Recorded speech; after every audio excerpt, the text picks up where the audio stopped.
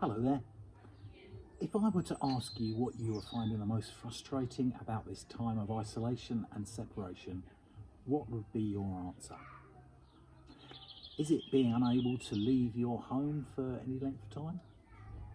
Is it being confined with several or certain members of your family? Or is it having to be isolated on your own? Is it not being able to spend time and go and visit your family and friends? Is it not being able to go to certain places or do certain things?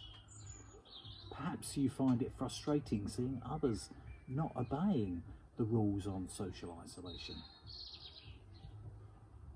Maybe you are missing your mates and colleagues from work, although you probably won't tell them that. I know that at different times we will have different feelings about the most frustrating aspect of this pandemic. That is certainly true for me.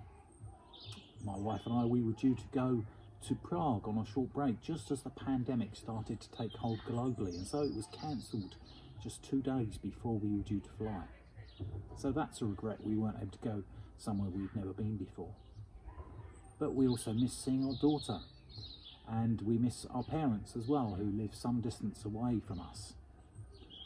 We also miss socialising with friends, and so it goes on.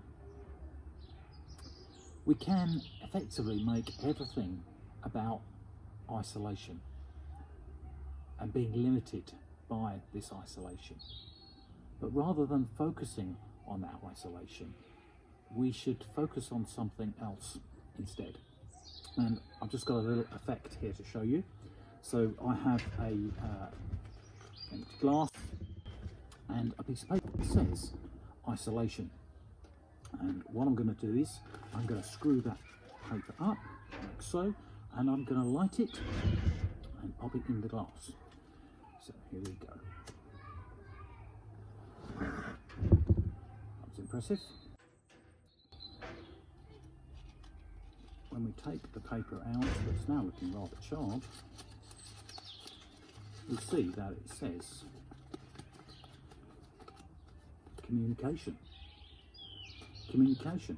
And so rather than making our thoughts focus on isolation, but maybe we should focus on communication. And with all the technology that's available to us, we can communicate with others much easier than we used to be able to. So that we have our phones to call or text.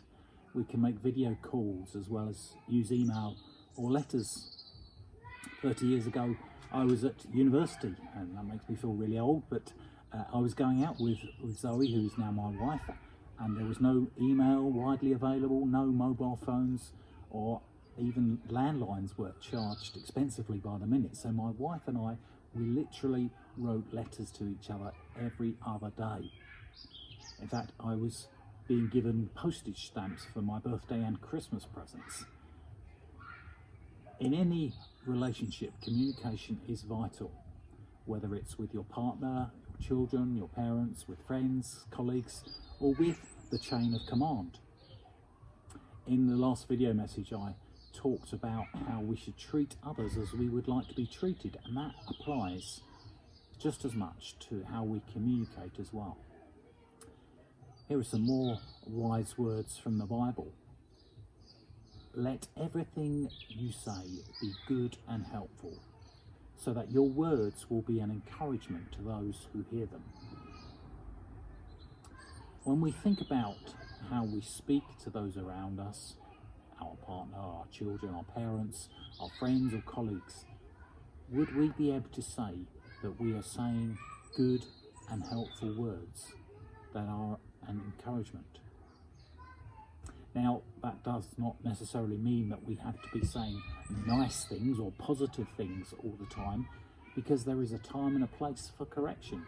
So, for example, I went skiing for the first time in February this year with my regiment, and the instructors sometimes had to say to me, don't do it that way, do it this way, in order for me to develop.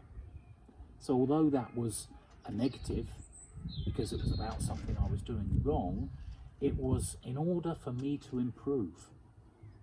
Similarly, when I had to correct one of my children, it should be to help them either to be safe or to be developing as a better individual.